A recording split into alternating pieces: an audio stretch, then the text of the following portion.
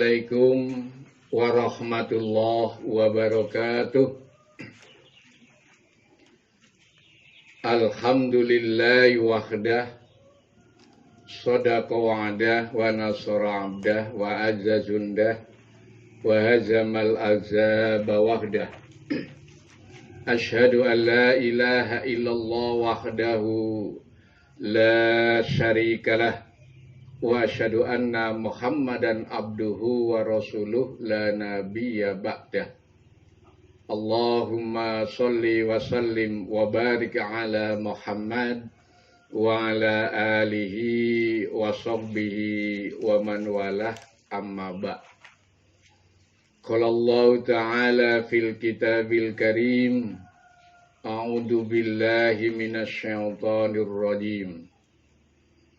Qul huwallahu ahad, Allahus samad, lam yalid wa lam yulad wa lam yakul lahu kufuwan ahad. Bapak dan Ibu, saudara-saudara, pemirsa atau pendengar tausiah pada pagi hari ini di bulan suci Ramadan. Alhamdulillah kita bisa bertemu kembali. Mudah-mudahan semua kaum muslimin dan muslimat dalam kondisi sehat walafiat, dan bangsa Indonesia khususnya mendapatkan lindungan dari Allah Subhanahu wa taala. Tema tausiah pada pagi hari ini yaitu tentang pendidikan berbasis akidah. Mengapa kami ambil tema ini? Karena Indonesia yang mayoritas Islam dan semuanya beragama, bil khusus yang mayoritas Islam harus betul-betul paham tentang pendidikan yang berbasis akidah. Di zaman now ini, di zaman yang sudah akhir ini, harus ada pembekalan akidah yang harus melekat setiap hari, setiap waktu pada seluruh umat Islam, khususnya pada pelajar-pelajar dan mahasiswa-mahasiswa yang ada di Indonesia. Islam itu sebagai pembawa risalah yang berkemajuan menuju rahmatan lil alamin. Bahkan Islam memberi arah dan contoh pendidikan yang berbasis akidah, ibadah, akhlak, dan muamalah secara syar'iyyah, sebagaimana yang telah diteladankan oleh Luqmanul Hakim dalam mendidik putra-putrinya, dengan menekankan 5 aspek yang harus yang dijadikan sebagai landasan tempat berpijak bagi pengembangan wawasan keilmuan dalam rangka membangun kecerdasan dan kemandirian. Bapak dan saudara yang saya hormati serta pemirsa, kelima aspek itu adalah yang pertama, prinsip akidah yang bebas dari syirik. Yang kedua, prinsip menghormati kedua orang tua, yaitu ibu dan bapak. Kemudian yang ketiga, yaitu prinsip mengenal kekuasaan Allah Subhanahu wa taala. Dan yang keempat, yaitu prinsip mendirikan sholat sebagai tiang agama. Dan yang kelima, prinsip menjauhkan sifat sombong dan hidup sederhana. Mari kita urai satu persatu pendidikan yang berbasis akidah. Yang pertama, prinsip akidah, yaitu yang bebas dari perbuatan syirik. Sebagai dasar dalam firman Allah Subhanahu wa taala surat Luqman ayat 13, A'udzu billahi minasyaitonir rajim. Wa itu qala Luqmanu li ibnihi wa huwa yaduhu ya bunaya la tusyrik billah inna syirka ladulmun adim. Ayat ini menunjukkan bahwa akidah benar-benar merupakan pondasi dalam kehidupan. Karena bertolak dari akidah yang kuat, manusia akan selamat dalam perjalanan hidupnya. Apabila akidah dapat diperkokoh dengan penanaman keyakinan hidup beragama yang serius kepada anak-anak didik kita, masyarakat kita, insya Allah mereka tidak akan gamang dan tidak mudah menerima sesuatu yang bertentangan dengan ajaran Islam, terutama yang berbau syirik, khurafat, tahayul, bahkan yang suka mengada-ada. Itulah yang pertama, agar kita betul-betul kuat, maka pondasi pertama harus betul-betul dipahami juga. Yang kedua, prinsip menghormati kedua orang tua. Allah berfirman dalam surat Luqman ayat 14, wa wasainal insana biwalidayhi hamalathu ummuhu wahnan ala wahnin wa fisaluhu fi amaini anishkurli wa liwalidayka ilayal masir. Dan kami perintahkan kepada manusia untuk berbuat baik kepada dua orang ibu bapaknya. Ibunya telah mengandungnya dalam keadaan lemah yang bertambah lemah dan menyapinya dalam 2 tahun. Bersyukurlah kepadaku dan kepada kedua orang ibu bapakmu. Hanya kepadakulah kembalimu. Bapak dan Ibu yang saya hormati, ayat ini mengingatkan kepada kita betapa mulianya kedudukan ibu bapak. Seorang anak wajib berbuat baik kepada keduanya, lebih-lebih tatkala keduanya sudah berlanjut usianya. Allah telah meletakkan, sesudah bersyukur kepada Allah, kita disuruh untuk melakukan hal yang sama, yaitu kepada kedua orang tua kita. Dalam sebuah hadis, Rasulullah bersabda, ridho Allah terletak di atas keridhoan kedua ibu bapa. Keridhoan kedua ibu bapa merupakan prasyarat untuk memperoleh keridhoan Allah Subhanahu wa taala. Pemirsa yang saya hormati, yang ketiga yaitu prinsip mengenal kekuasaan Allah. Allah berfirman dalam surat Luqman, ya bunaya innaha intaku misqala habbatin min khardalin fatakun fi sokhratin aw fis samawati aw fil ard ya'ti bihallah innallah latifun khabir.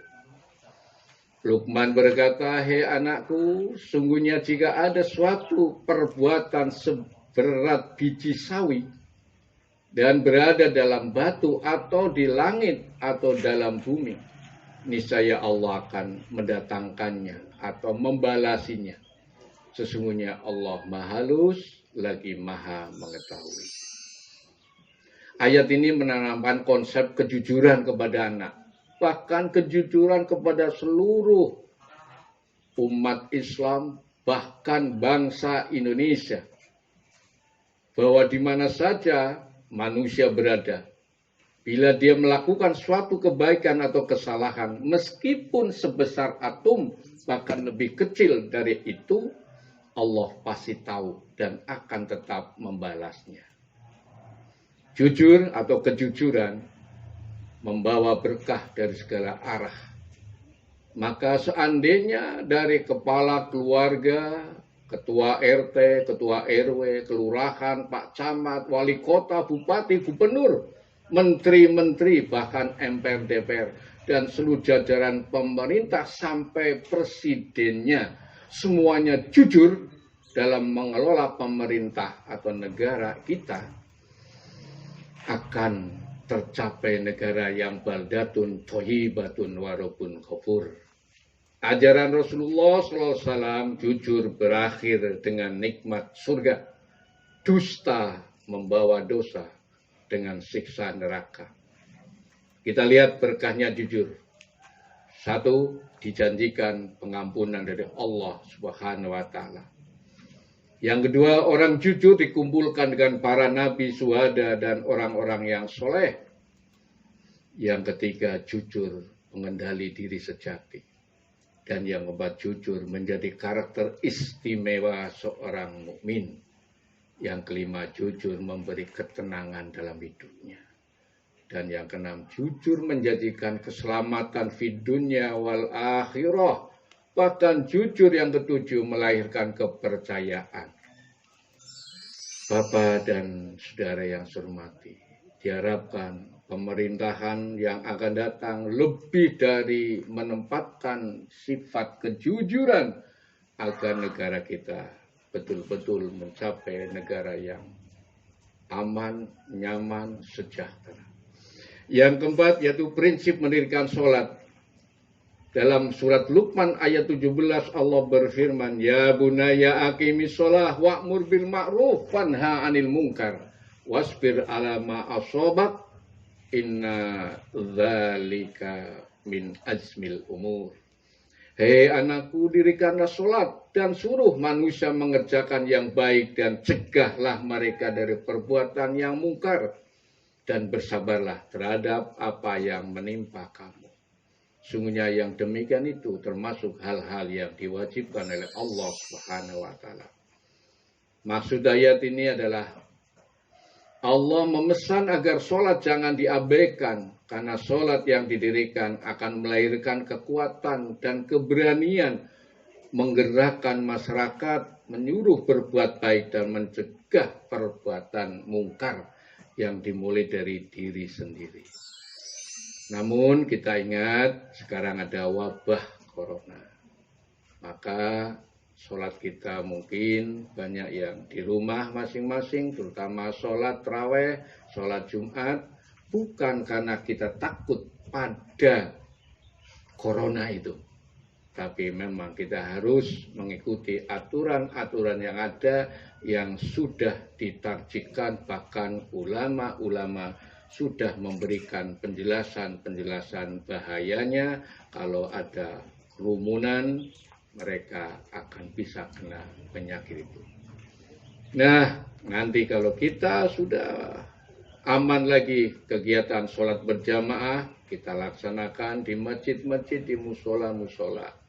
Kita kembangkan, kita aktifkan, sehingga menjadi sebuah simbol kekuatan umat Islam dalam membangun kesejahteraan dan mengentaskan kemiskinan.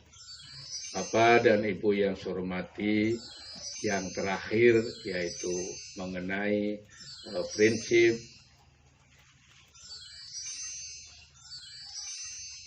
kelima, prinsip tidak sombong dan hidup sederhana.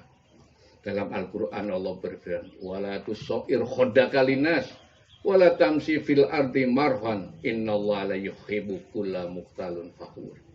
Dan janganlah kamu memalingkan mukamu dari manusia karena sombong, dan janganlah kamu berjalan di muka bumi dengan angkuh. Sungguhnya Allah tidak menyukai orang-orang yang sombong dan membanggakan diri. Para pendengar yang saya hormati, ayat ini mengingatkan agar kita hidup diwarnai oleh sifat rendah hati dan sederhana. Jauh dari sifat sombong, congkak, takabur. Karena sifat demikian adalah milik setan yang dikutuk oleh Allah Subhanahu wa taala. Oleh karenanya, anak kita semua harus dididik sejak dini agar sadar diri bahwa manusia tidak punya apa-apa. Semua yang ada dirinya hanyalah pinjaman sementara dan pada waktunya akan diambil kembali oleh Allah Subhanahu wa taala. Pemirsa yang saya hormati, semoga kajian atau tausiah pada hari ini 5 fondasi pendidikan berakidah bisa dipahami oleh umat Islam khususnya dan bangsa Indonesia pada umumnya, agar kita tidak mudah terpengaruh oleh hal-hal yang akan merusak akidah kita, yang akhirnya kita tidak akan selamat di dunia wal akhirah. Dengan akidah insya Allah saya yakin akan mendapatkan selamat secara duniawi maupun ukhrawi. Semoga bermanfaat. Terima kasih atas perhatiannya. Billahi taufiq wal hidayah. Assalamualaikum warahmatullahi wabarakatuh.